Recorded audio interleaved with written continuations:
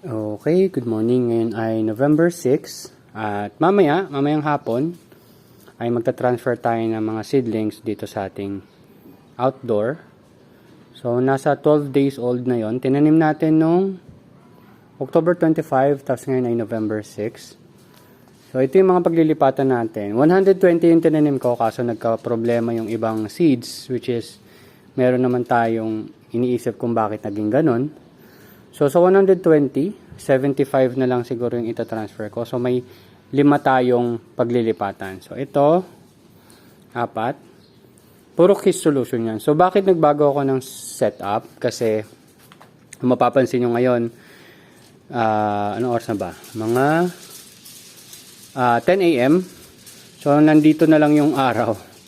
Dahil yung sun pot ay nasa likod na nung polycarbonate. Kaya, ayun, isang panibagong problema naman. So, ito yung 4, tapos yung isa nandun sa taas. So, doon medyo maganda yung sun exposure kasi doon yung sikat ng araw. So, in terms of nutrient solution, so nung nakaraan, meron tayong 4 na KISS solution, tapos yung dulo ay Nutri-Hydro. So, sa ngayon, kung titingnan nyo, mas maganda yung tubo ng Nutri-Hydro. Pero kasi ang problema nito, ang naging challenge natin dito is yung mga ibon. So, dinadamage nila yung dahon. Kaya yung iba hindi talaga lumaki. Lalo na yung mga nandito. So, medyo nag-aalala ako dito sa ilalagay natin seedlings dito. So, malamang maglalagay ako ng net. Just to protect yung mga seedlings natin for the first 1 or 2 weeks. And ayan, kaya ganyan setup natin dahil konti na yung sun exposure. So hindi ko sure kung dito is maaarawan talaga na maayos. Pero since na-setup ko na yun dyan na lang muna siya. Tapos yung isa nilagay ko doon. So to maximize yung mga magagandang sun location, yun lalagyan ko rin. So meron tayong mga naiwang pantanim doon, maliit pa. Pero yung mga natira dito ay kinuha ko na. So, ngayon, kukunin natin yung reading in terms of pH tsaka EC. Kasi kahapon, tinimplahan ko na to itong 4 KISS solution. Tapos yung isa doon nasa taas, Nutri-Hydro. So, tulad ng dati, ang medyo puno tong styro natin, parang ½ inch na lang yung natitira bago mapuno. And ang nilalagay ko dyan na nutrient solution is 95 ml. 90 ml A and B. Ganon din doon kahit Nutri-Hydro A and B. And sa pH parang around 7 ml yan kada box. So tingnan natin ngayon. So may problema na naman tong pH meter ko. Yung pH niya yun, may reading kaagad kahit hindi pa ayun o. Siguro sa display lang. Hindi ko sure O dahil luma na rin. Ayan.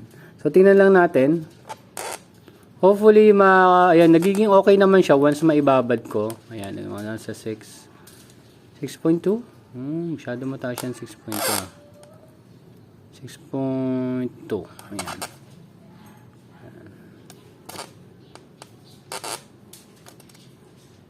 Okay, 6.2 daw. So, tingnan natin din sa kabila.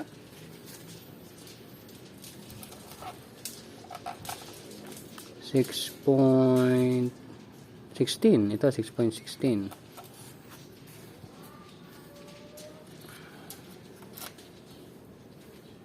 Ito, 6.1. Ang gusto sana natin, mga 6.0, 6.1. So, malamang lagyan natin ng konti ito, kahit mga 2 ml. Yan. Ito naman, nasa 6.06. Yan. So, mukhang okay naman. So, nagiging challenge naman dito. Yung pag-akyat ko kasi nga wala nang space. Sa akin, tiis-tiis lang muna hanggang hindi pa ako nakaisip ng better setup. So ayan, kung mapansin nyo, ang daming tama ng ibon. Pero yung scamander, hindi masyadong paborito ng ibon. Yun lang. So ito, yung mga may peche ako dito tsaka mustasa, isang mustasa na lang yung natira. Talagang nagkaroon sila ng problem sa roots. So ito naman ay 5 point, yan, ito medyo okay. Hindi naman okay, acidic ng konti. 5.8. Ang range naman kasi talaga is 5.5 to 6. Ito 5.78. Goods na yan, goods. So siguro lagyan ko lang ng tig 2 ml. Ito 1 ml yon. Yan, mga ganun lang. Or pwedeng hindi na. Pero yung 6.2 ang reading, baka lagyan pa natin. Okay, so dahan-dahan lang ako kasi masikip talaga yung pwesto dito. Sorry. Yan.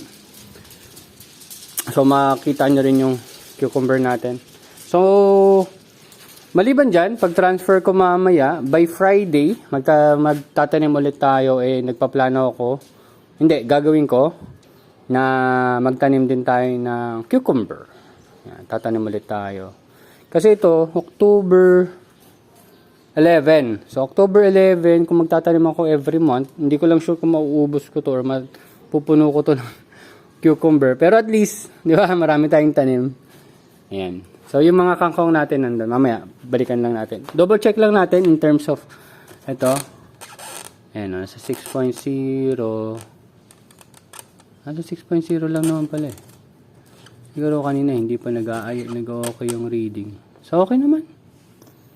5.9 pa nga eh. Mabagal na lang siguro yung reading ko ng pH. So, nga pala, hindi natin nakuha yung EC. EC 1.5.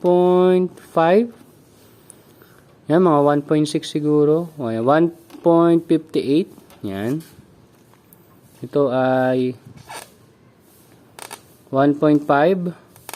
So, sa palagay ko, okay lang yan. Kasi, ang base EC natin dyan is nasa 0.2. So, nasa 1.3. 1.3 to 1.5 naman ang alam kong range. So, goods na yan. Hindi na natin masyadong papakilaman. So, babalikan ko pa pala yung Nutrihydro. Nasa 1.5 ang ano niya, ang reading niya. Ayan, 1.57. So, wait lang. Tapos, after ko dito mag-reading, tingnan natin yung natirang nutrient solution, kung ano na yung pH reading niya, tsaka EC. Ito naman ay 1.73. Actually, mas goods in terms of result, itong reading ng Nutrihydro. Mas gusto ko kasi yung ganong range. So, possible. Kung maging maganda rin naman yung result, baka mag-Nutrihydro din tayo.